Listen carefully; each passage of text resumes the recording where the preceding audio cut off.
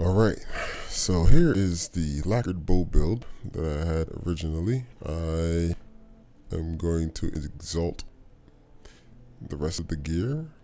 I think I should upgrade. No, I just gotta exalt some of the gear, right? Exalt some of the gear, and I'm gonna go do a pestilence on this stuff. So damage decreased to 20%, and I think I gotta exalt the frozen armor. So yeah, everything is exalted now. Alright, and like I said, the only other ring I would probably use is the rune ring, or maybe this damage fierce ring. And if I do the fierce ring, I would probably switch this to take lose health while in combat, so I'll always trigger that ring. That's probably the only one I would do. And if I just use that fierce ring, I would move it to take out the agility ring. But I'm still keeping the current ring setup that I have. I feel that is good. So let's go to this plagued area. I don't think I'm going to drag it out and have you guys see every moment of my death or play through the whole plagued moment, because even though I used to use the effigy, but I feel like the effigy kind of robs you of the experience, so I stopped using that. I have them, but I don't use them because I don't really care to find where the boss is right away anymore. So I just use 1 torn husk, 2 of these, and then 3 of these, and I get to 4. Alright, and then I get the max stuff. Some people complain about it. I think this is cool because you get these items from Plague, so why not it be less? Because you earn these items. Why would I need to have 10 corruptions when I had worked so hard to get these items anyway? So I use those. I don't use Torn Husk I don't use the effigies anymore. And let's go. Let's see if I get some stuff going on. Alright, and I can hit him with this. Alright, so I'm losing. Frozen, hit him with that was almost 300 damage, and then I can hit him with the fire afterwards, or I can finish him off with that. And as you can see, I got 1 torn marrow right away. Sorry to use 2, I got 1 back. Some people say you don't get, it's fixed, you don't get more, but I don't think that's true. That's false. Alright, and I don't know how you hit me there. Maybe I should stop being...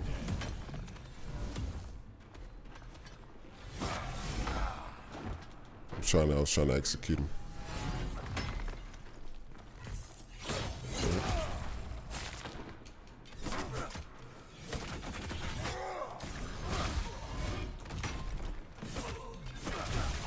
There we go. So I got 1 torn marrow back from what I already got. And yeah, if you play too much with it, you're definitely going to be spamming the skill. So that's the other problem with this needle spear. I find it cool. I do like the coral spear a lot more than I like the appearance of it. Some people are talking about like transmogging. I would like the transmog system to have like 2 things. There's like a appearance transmog, cool, but then I would also like, because since some weapons only come in certain stats, so like say this needle spear, it's only dex, but the coral reaper doesn't come in oh my gosh, the coral reaper comes in dex and I think faith, or dex and intelligence. right? So I think they should have like a transmog where you can change the weapon and the the combat style, but you can make it attached to a different weapon stat. But then when you do that, you need, say, instead of doing the transmog for just appearance, you might need one spear, but to transmog and transmog the combat of the item, you need like maybe 3 of the same weapon. So if you want to transmog it to another appearance, you can do 1. But then if you want to transmog it and also change it to the combat of that other weapon, you maybe need 3. That would be cool. I would love that, because I also don't like, I hate like stabbing weapons. Like for a spear, stabbing works or whatever, sure. But I would much rather have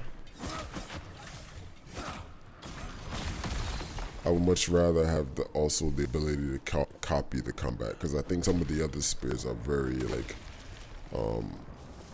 they're very art in their attack, and I like that arc combat, especially for a weapon that is long. It's not a rapier. It's not a rapier or a sword. You know, like let me get some arc attack on it. Oh my gosh. Yeah, as you can see, I don't take a lot of damage. I can do that. Hit him with a couple freezer shots. I can freeze him. Froze him. I can't hit him anymore. But then I missed that. I can definitely hit him with a couple more free shots. Kill him. Yep, torn husk and torn sinew. Got that back. So that was fun. So yeah, I would like that. One of the other things I would love to about this build is the fact that I have a lot of reach and a lot of. Oh, there we go. Almost killed myself. See, there you go, right there. That's one of the bad problems about that game, about this build. But they did say got another torn marrow, so I got all my torn marrow back already. So that's the only thing I think about this build. You gotta be very aware on how you play it. It's very cool, but for some reason, for the attack damage that I have, I feel like I don't do a lot of damage versus another weapon, which I don't care too much about. But it still works.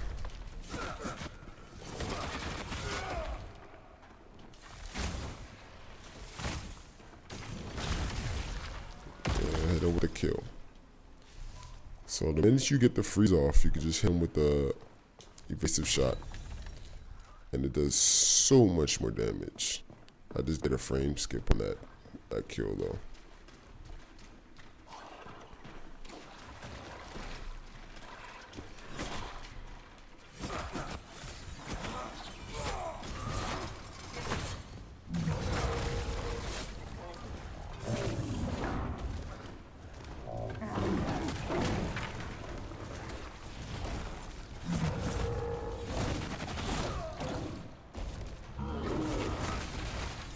I'm about to die.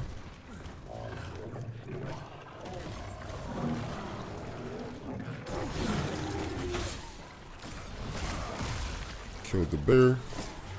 Where these flies come from, man?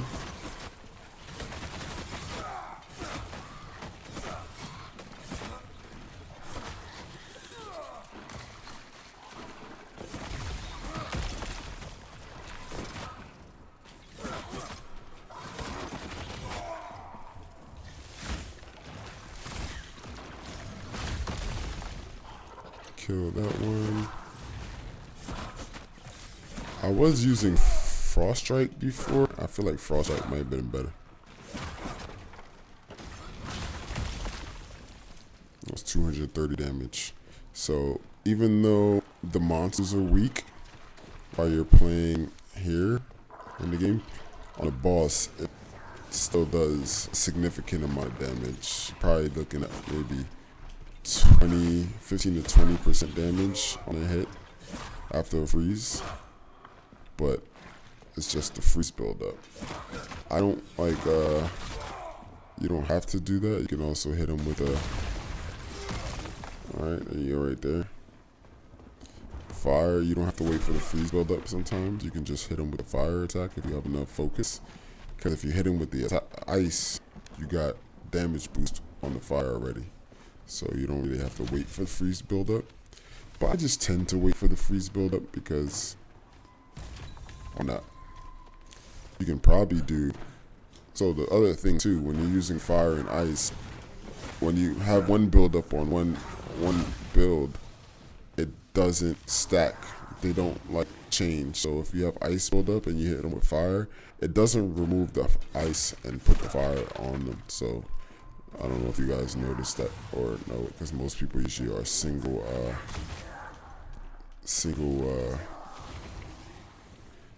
element builds majority of the time.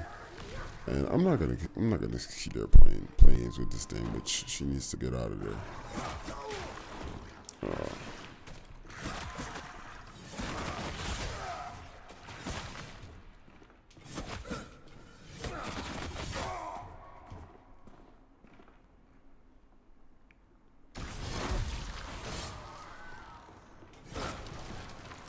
I don't know. I just wanted to wait.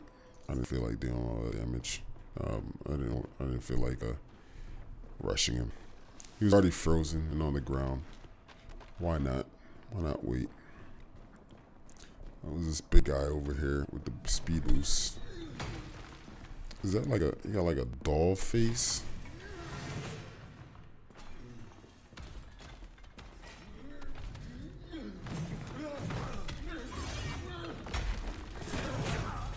Oh.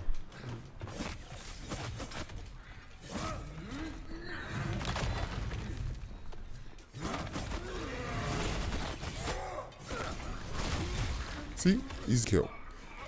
That was half of his life before I froze him, so he gets a lot of damage taken. Oh, yay.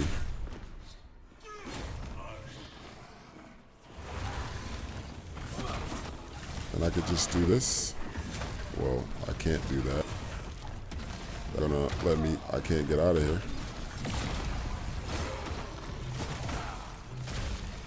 Alright, see that extra fire damage killed that guy pretty much at full life.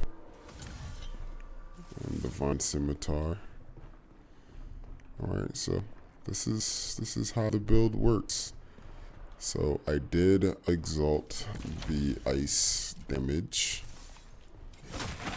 on this build right at the start of the video, and I like using gain health on kill over lifesteal mostly. It works for the bow, but it doesn't work on this build.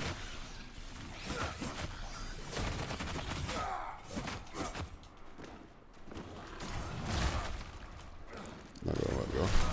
Kill that guy. Just hit that guy with the big AoE hits. On the fire throw, definitely bigger.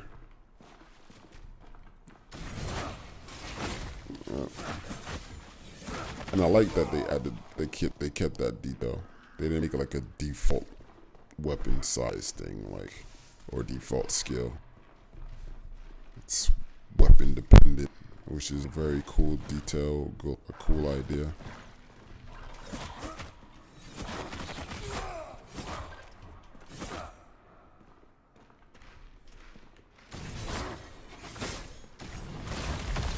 And then you could spam skills because the skills are independent from focus. I mean, from stamina. So if your stamina is low, and you got focus, you still attack. So that's one of the best things. Like over here, you don't want to evade shot at all. This, like that guy just fell off. probably push him off, deal with a lot of damage. Get that ice damage. And that's boom. Good. Beautiful. A lot of extra damage. Cause also, yeah, when after you hit a fire attack, you do lightning attack, you can do more damage too. But for the bow, it doesn't deal that much damage versus the weapon skill for some reason. But I think you would definitely have to build a little bit more bow dependent. I think there's a way to do like damage increase at low health. Alright. Kill that guy. There we go. But yeah, I'm gonna stop the recording here. I showed you how the build plays. I feel that it was decent. I didn't die. I was definitely pretty. It's not OP, outstandingly strong that people do, but I didn't use any buffs. I didn't use any food buffs or anything like that. This isn't Crucible, and I feel that that's one of the things that a lot of players that are making builds, they overstack their buffs to kind of say, oh, this build's OP, and I don't want to do OP builds. I want to do builds that are interesting, fun, cool, but still could be strong. I feel like if I did stack this build with buffs, it would be very strong, and you have access to an extra 20% damage that you can't get really from anywhere. Because I think if you use a regular bow, you get 15% damage based on durability. That's the best one you can get on a bow. So you get 20% fire damage and rune damage. And yeah, and if you want to increase the damage more, you can definitely do the rune ring. You can definitely do the rune ring, or you can do this fierce ring. So if you want to increase damage, you could do the rune ring, fierce ring, and you can do the there's one more ring. I forgot the ring name, but you get the 30% damage increase and 20% extra damage taken. So if you do those three, you can do even more damage. But I don't like the damage taken ring, the ring that makes you take more damage on these bow builds, because one, honestly, my HP, my defense is kind of high for 600 for this build, honestly. But you most likely you want to have like, yeah, maybe 600 or more defense to use that type of ring. And maybe the amount of HP I have on this build, maybe I should use this build and transfer it to a melee build, which I think I do have something close to it. But I can probably do that. I can probably use that and make another build. And then I think I do have a build like that. But yeah, you probably want around the 600 to 750 defense to do it. What is my stats on this one? I think I have 41% armor. And it's odd that I have exactly 600 armor, like even. I've rarely seen that one, but yeah. But I hope you guys enjoyed it. If you got questions, comments, concerns, hit me up. Send a comment, leave a comment. Thank you for watching, and good night.